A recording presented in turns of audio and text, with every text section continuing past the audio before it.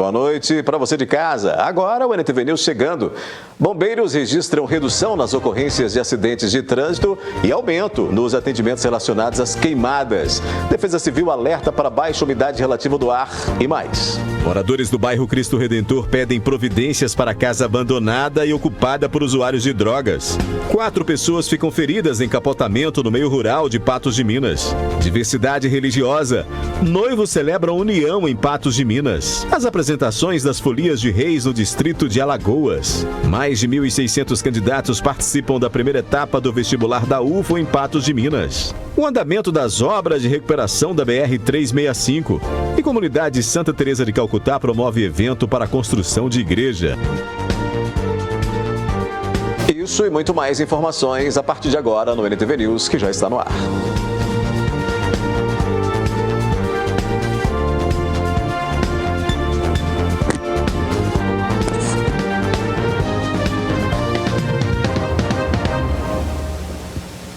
A gente começa essa edição de segunda-feira com um giro de notícias policiais. Na manhã deste domingo, na MG 235, em São Gotardo, um ciclista ficou ferido após queda. A vítima, de 37 anos, estava inconsciente e com lesões na cabeça e nos 2 joelhos. Um familiar contou ter escutado barulho estranho e, ao olhar para trás, percebeu que o irmão, que sofre de leve deficiência na coordenação motora, tinha caído. O homem foi encaminhado para atendimento médico em Patos de Minas. Nesse domingo, na rodovia 146, em Patos de Minas, a Polícia Militar Rodoviária registrou o acidente com um veículo que transitava sentido Serra do Salitre. A motorista, de 31 anos, que reside em São Paulo, disse que ao deixar a BR-365 e entrar na BR-146, sofreu batida lateral de outro carro, que invadiu a contramão da via e nem parou para prestar socorro. Apesar da intensidade da batida, ninguém ficou ferido. No início da madrugada desta segunda-feira, equipes do Corpo de Bombeiros atenderam a ocorrência de incêndio em veículo no bairro Vila Garcia. Os militares tiveram que agir rapidamente para evitar que as chamas atingissem o restante da residência, que fica na rua Ubar. Apesar dos muitos danos e do susto, os 3 moradores do local não se feriram. Não foi divulgado, no entanto, o que teria provocado o início das chamas.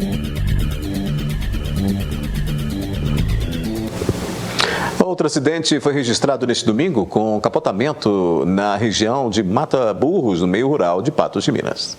O carro seguia pela estrada vicinal quando, ao se aproximar da BR-352, a condutora perdeu o controle da direção. Estrada rural mesmo, né? Muitas curvas, muitas irregularidades ali na pista. Uma dessas curvas o carro acabou, a condutora perdeu o controle.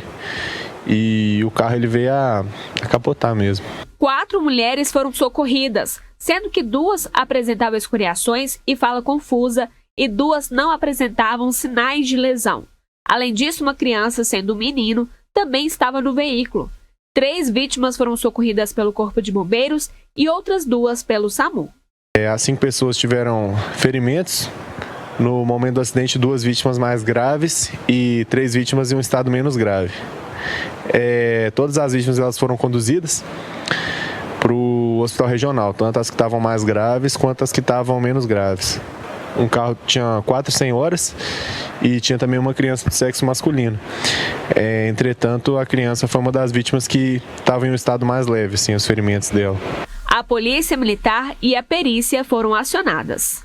A perícia ela foi acionada no local, né, devido à natureza desse acidente. Mas assim que a perícia foi acionada e que todos os procedimentos foram efetuados, a via pode ser liberada também. O Corpo de Bombeiros orienta aos motoristas sobre dirigir em estradas vicinais. Essas vias rurais, assim, a gente nem sempre tem uma dimensão exata da velocidade que a gente pode transitar nessas vias, né? Muitas vezes surgem obstáculos que a gente não espera.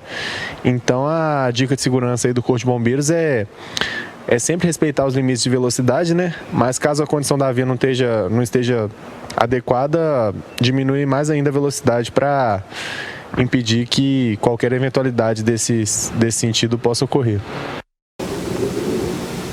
Uma casa abandonada no bairro Cristo Redentor foi ocupada por moradores de rua e usuários de drogas. A situação tem virado motivo de preocupação.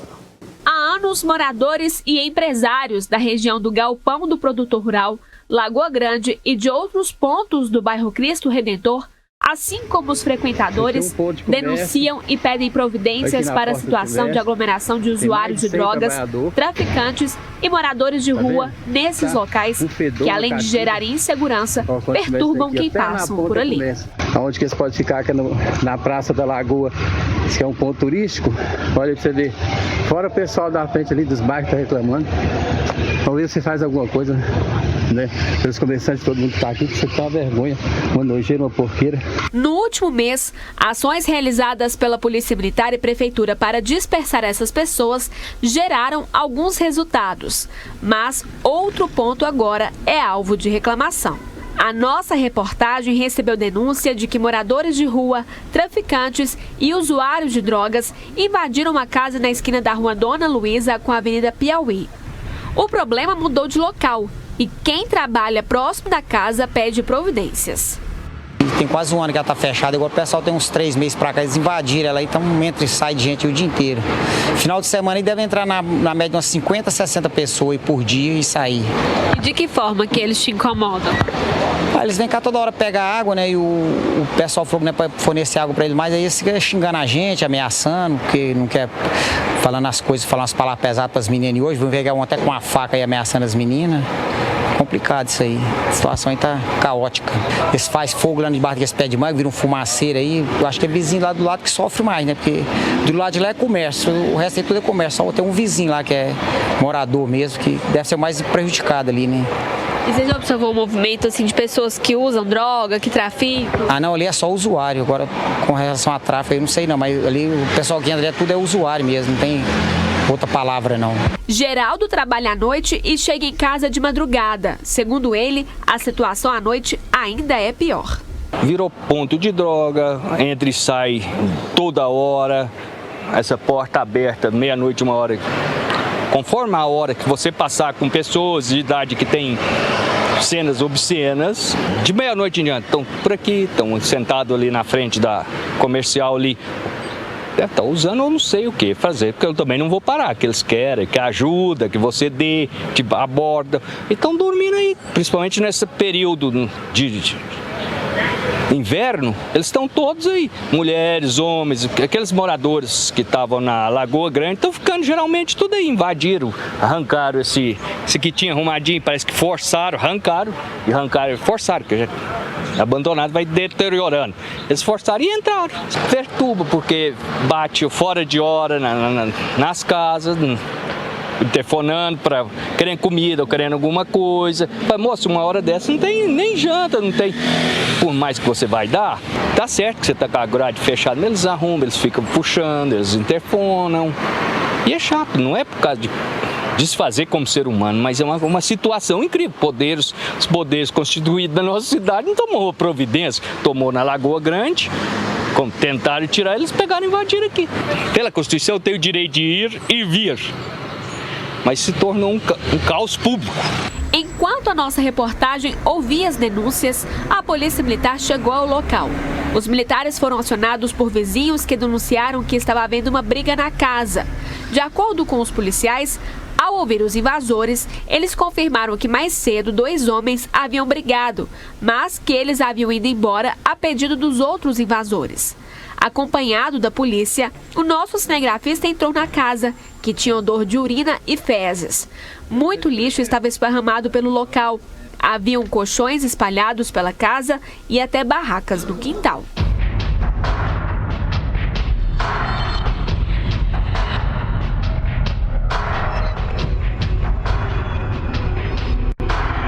De acordo com levantamentos da PM, o casal que morava na casa faleceu.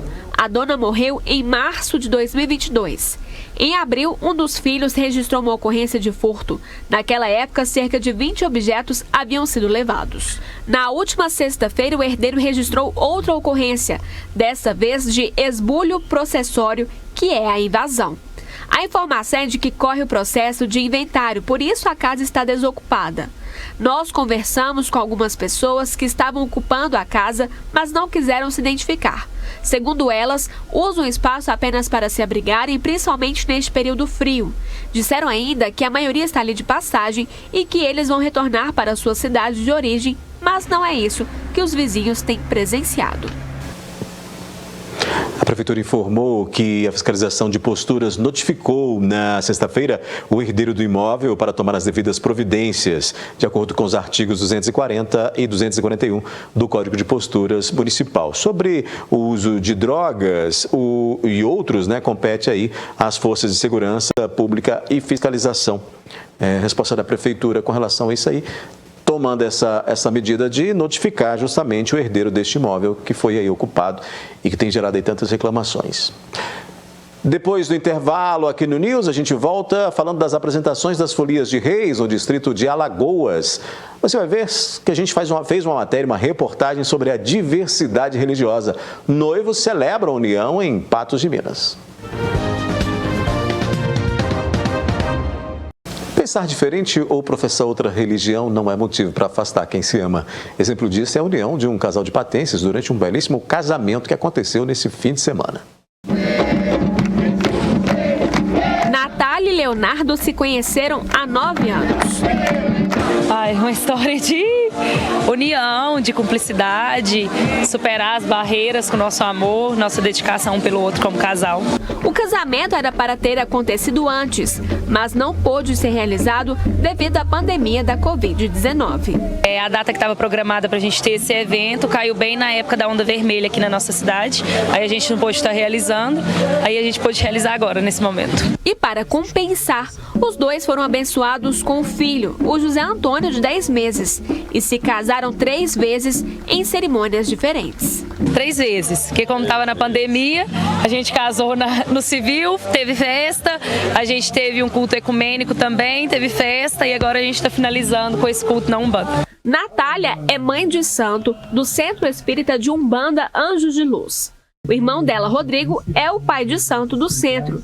Leonardo tem origem católica e após ele e Natália se casarem no civil e pela segunda vez em cerimônia ecumênica, coube ao Rodrigo celebrar a união dos dois com o terceiro casamento, desta vez umbandista.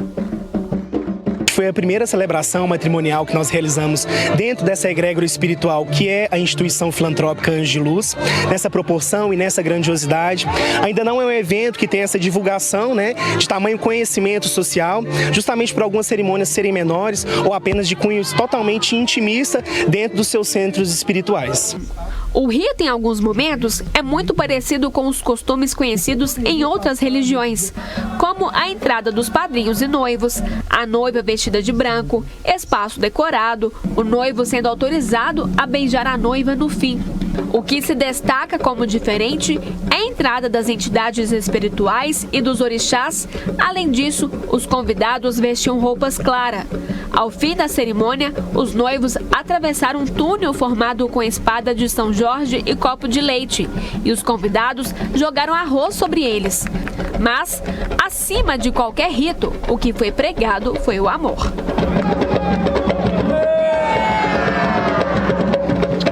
Falar de Umbanda é falar sobre amor, é falar sobre diversidade, é falar sobre acolhimento de minorias e, acima de tudo, mais do que atos ritualísticos, é pregar a menção e a frase de todo o sagrado, qual seja acolhimento, amor e esperança. E para celebrar a união, ao fim da celebração teve festa, claro. O diferencial dela é que ela significa bastante para mim, é a minha religião, é a minha raiz, é onde que eu reverencio a minha ancestralidade, então tem todo uma magia por detrás de tudo isso que está acontecendo, além da nossa união, todas as bênçãos que a gente está recebendo da fé que eu cultuo. Tem que ter festa, independente da religião, agora é comes e bebes, aproveitar a noite.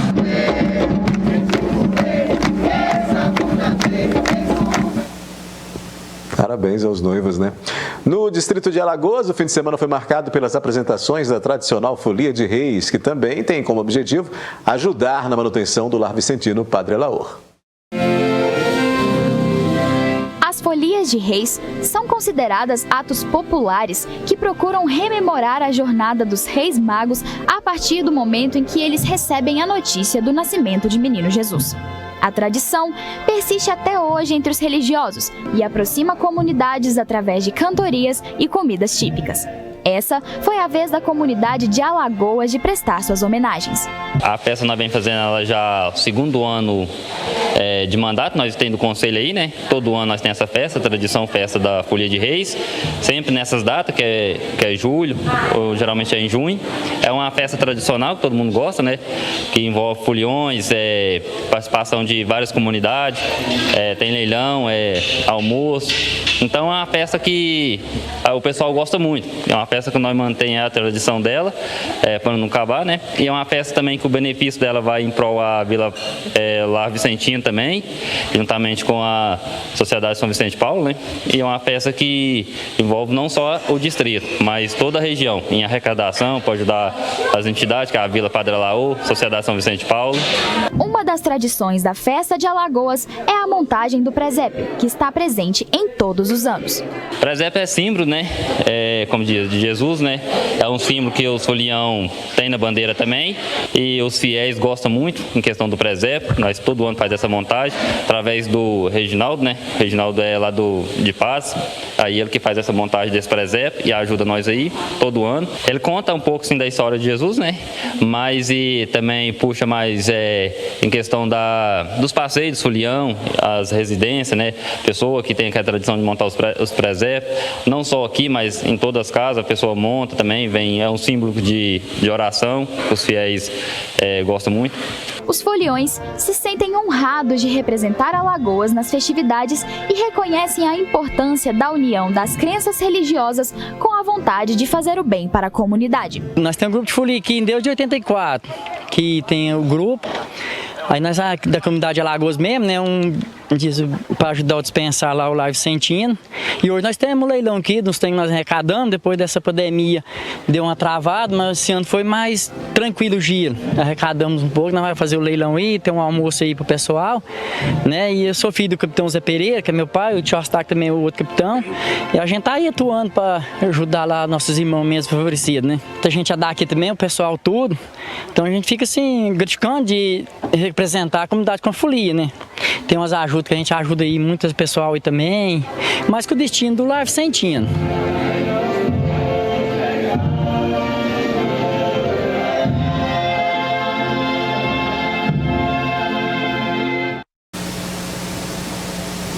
Muito bom, né?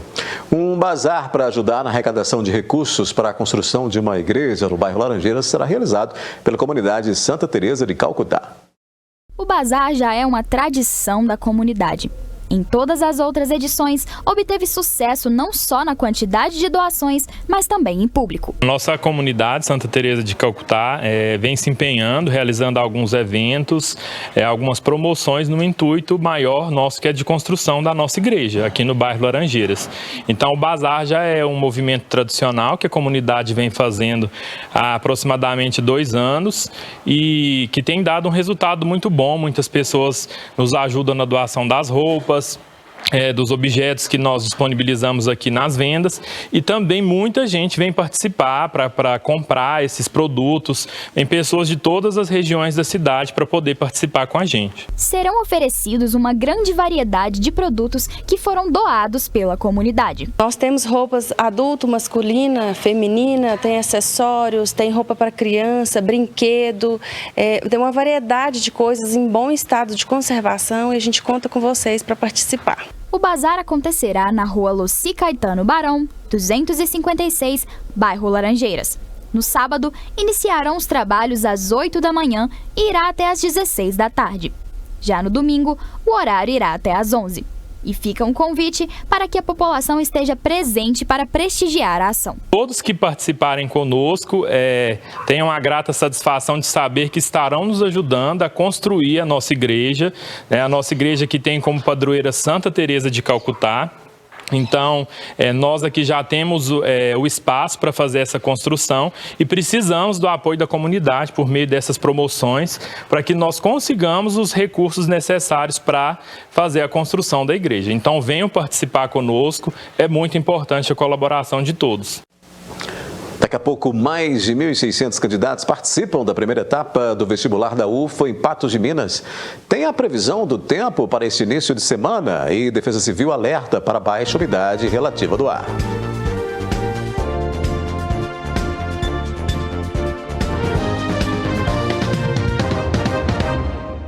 Mais de 1.600 candidatos participaram da primeira fase do vestibular da UFO Campus Patos de Minas, que aconteceu neste domingo.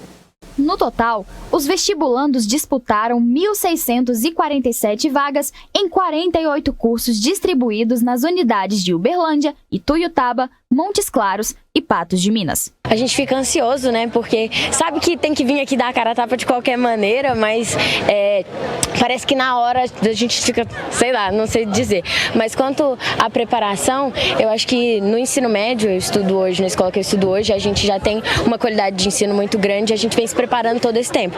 Mas é claro que assim, nas últimas semanas a gente faz assim uma preparação maior, estuda mais intensamente, faz umas aulas mais focadas nesse vestibular em específico. Acho que com relação a estudos aí, a gente tem pegado firme aí tem uns meses já, né?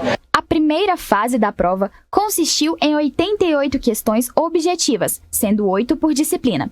A segunda fase será realizada no dia 6 de agosto, apenas nas cidades onde existem unidades. Eu terminei o ensino médio no meio de uma pandemia, então assim, foi um estudo bem precário mesmo. Aí eu acabei tendo que me preparar de forma online, né? Eu assinei uma plataforma de estudos para poder preparar melhor, pela maneira que eu saí mesmo do ensino médio, sabe? Então eu vim aqui hoje testar se meus conhecimentos estão em dia e ver, né? O coração tá aqui na garganta já, mas espero que dê tudo certo lá dentro.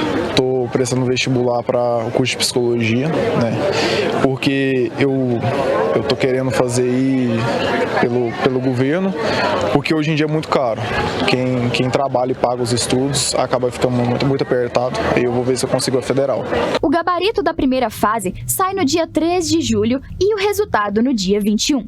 Já a segunda fase terá o seu gabarito divulgado no dia 16 de agosto e o resultado no dia 20 de outubro.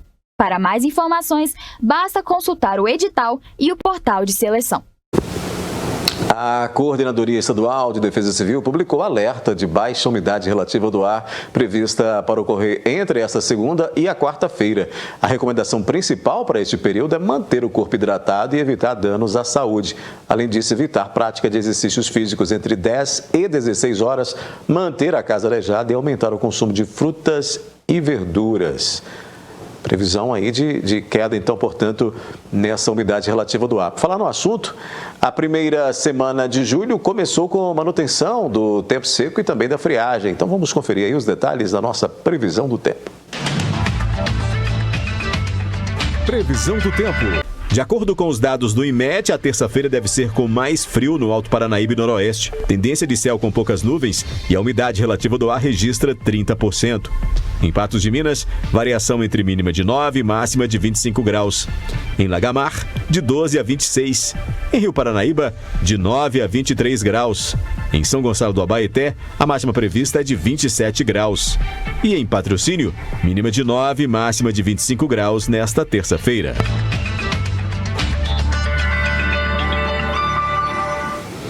A seguir, a gente fala sobre o andamento das obras de recuperação da BR-365. Bombeiros registram redução no número de acidentes de trânsito, mas aumento nos atendimentos relacionados às queimadas.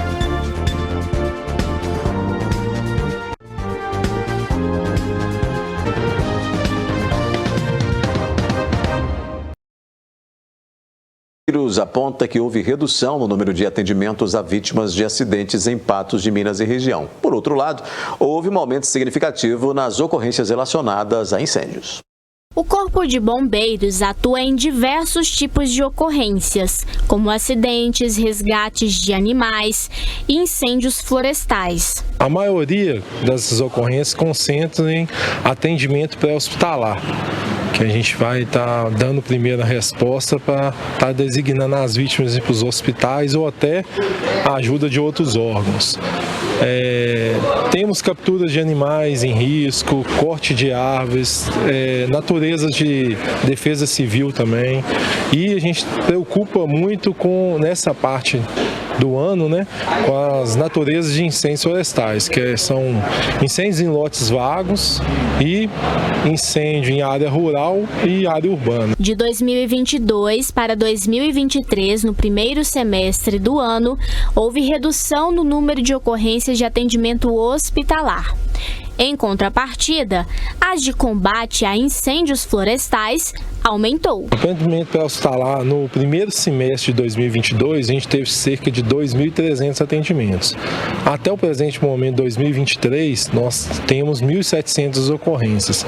Então teve uma queda considerável, mas as outras naturezas, né, porém as outras naturezas teve um aumento cerca de 20%.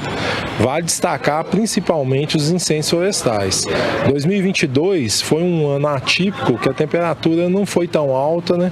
Choveu bastante, então nós tivemos aí diversas ocorrências de incêndios florestais, mas em comparativo 2022 para 2023, nós tivemos aí um aumento de 20%. 2022 foram 200 ocorrências no primeiro semestre, até o presente momento já são 250 ocorrências. A tendência é que este ano os números de queimadas superem os de 2022 até o fim do ano. Por isso, o Corpo de Bombeiros tem atuado na prevenção aos incêndios florestais. A gente está acompanhando a previsão meteorológica e tudo. Ainda está por vir ainda o período crítico, que começa aí em julho, já começa, mas a concentração maior é agosto a setembro, né? Que é o maior número de ocorrências que a gente tem de incêndios florestais. Então a gente está fazendo um trabalho no ano de 2023 de prevenção com todos os municípios atendidos por patos. Nós estamos treinando, já treinamos, né, as defesas civis de cada município, e agora na parte de julho nós vamos concentrar os esforços no treinamento de brigadistas nessas regiões, brigadistas voluntários e de fazendas, das principais fazendas que possam nos ajudar durante o combate, para a gente fazer aí ter uma expertise de incêndio florestal com todos os municípios. Vale lembrar que em caso de emergências ou urgências, o canal de atendimento é o 193. Pode estar ligando 193, aí cai na nossa central de atendimento. Pode estar vindo, né, qualquer tipo de ocorrência, que a gente atende ocorrências também das pessoas que têm algum mal não definido, não possam ligar, estão próximas ao Corpo de Bombeiro, pode estar vindo no nosso quartel, a gente presta atendimento aqui também, mas a maioria das nossas chamadas 193. A gente já mostrou aqui no NTV News a BR-365, que passa por manutenção no trecho entre Santana de Patos até a BR-040. Nós refizemos o trajeto para verificar o andamento das obras, cujo prazo para finalização é de 3 meses. No início do mês de junho, nós mostramos a situação da rodovia federal BR-365, entre Santana de Patos, em Patos de Minas, até a BR-040. A rodovia, que por muitos anos foi alvo de reclamações, passa por manutenção. Agora, no trajeto entre Patos de Minas ao distrito de Santana de Patos, já se percebe as melhorias no asfalto, sem buracos ou quaisquer rachaduras na pista. Percorremos também até Guimarães, que não está no cronograma de reparos do DENIT no momento. E apesar de não haver buracos efetivamente neste percurso, o asfalto está danificado e logo deve apresentar novos buracos e rachaduras. Já o trajeto Patos de Minas a Varjão de Minas, sentido BR-040, é o que está em manutenção. No caminho encontramos sistema de pare e siga e a pista está em obras, com a parte inicial do recapeamento sendo realizada. O prazo para a conclusão das obras está previsto em 3 meses, restando ainda 2 meses para a finalização. Entretanto, quem precisa utilizar outros trechos da rodovia BR-365 percebe muitos pontos que precisam ser melhorados. O senhor João está vindo do Sergipe com destino a Uberaba e conta que o trecho que pegou até Patos de Minas está bem melhor. Por enquanto tá boa a estrada. Tá normal, Questão de buraco, essas coisas só tem? Não tem não, até onde eu vim até aqui não tem buraco nenhum não. Já o caminhoneiro Jacir está vindo do Paraná rumo à Bahia. Pegou o trecho de Uberlândia a Patos de Minas e a opinião é outra. Do Uberlândia até onde eu estou aqui no Patos de Minas, é bastante buraco aí, uma estrada bem danificada, precisa de reparos. reparos urgentes, né? Em instantes, aqui no News, Comunidade Santa Teresa de Calcutá promove evento. O impacto nos postos de combustíveis com a nova redução no preço da gasolina.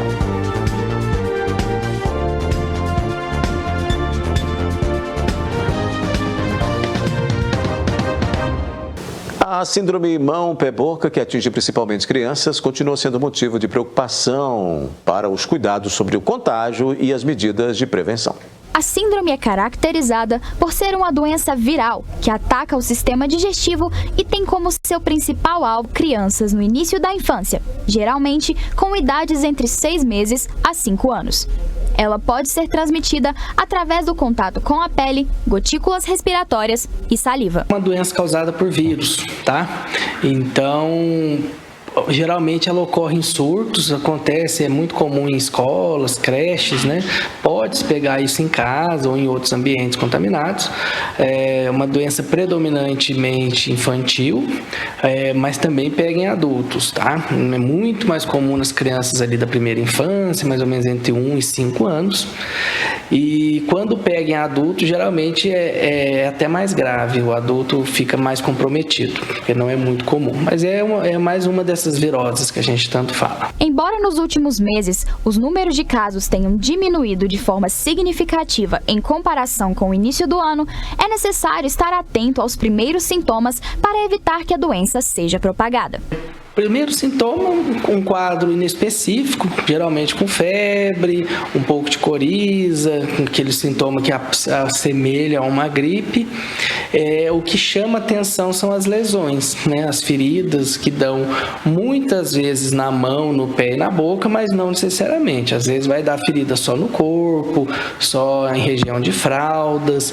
Tem algumas características que a gente avalia dessa ferida para a gente entender que é o mão-pé-boca, característica da lesão, umas bolhas, umas casquinhas, lesão oral, e a lesão na boca é o que atrapalha muito a criança. Por não existir ainda uma vacina, é importante que o diagnóstico seja feito de forma correta para que se comece o tratamento. O que mais atrapalha a criança são essas lesões, porque a criança não consegue comer, então acaba dando alguns casos até mais graves de desidratação, por falta de tomar líquido, por falta de se alimentar. Então, aos primeiros sinais, né, a gente já vai dar remédio de dor, a gente tem alguns remédios que ajudam mais a tratar os sintomas mesmo, a proteger um pouquinho a mucosa oral, para ver se a criança consegue se alimentar.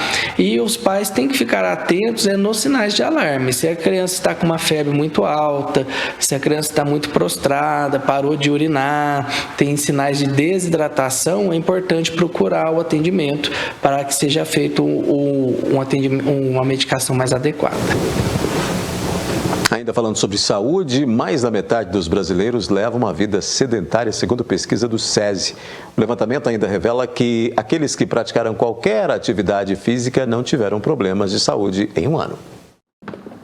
Seja com uma bola na mão, sobre rodas, correndo, passeando com o cachorro. Manter-se ativo traz só vantagens. Eu acho que gastar energia é colocar a cabeça no lugar. É o momento que eu penso, que eu elaboro o que eu preciso fazer. Embora os benefícios sejam incontáveis, quem desfruta deles é minoria no Brasil. Pesquisa mostra que mais da metade da população nunca ou raramente faz exercícios. Entre os praticantes assíduos, 22% se exercitam diariamente, 13% 3 vezes na semana e 8% 2 vezes. O impacto na saúde é direto. 72% das pessoas que fazem atividades físicas, claro, têm um ganho associado na sua imunidade. Não tiveram problema de saúde nos últimos 12 meses. Descer do ônibus um ponto antes para chegar ao destino final andando é uma forma simples de se deixar o sedentarismo. Atividades moderadas e intensas, como uma caminhada que requer mais fôlego, liberam no cérebro os hormônios do prazer, tornando a prática vantajosa para o corpo e para a mente. A saúde mental, aliás, é ainda mais negligenciada pelos brasileiros que a física. Apenas 12% tem o hábito de se consultar com um psicólogo.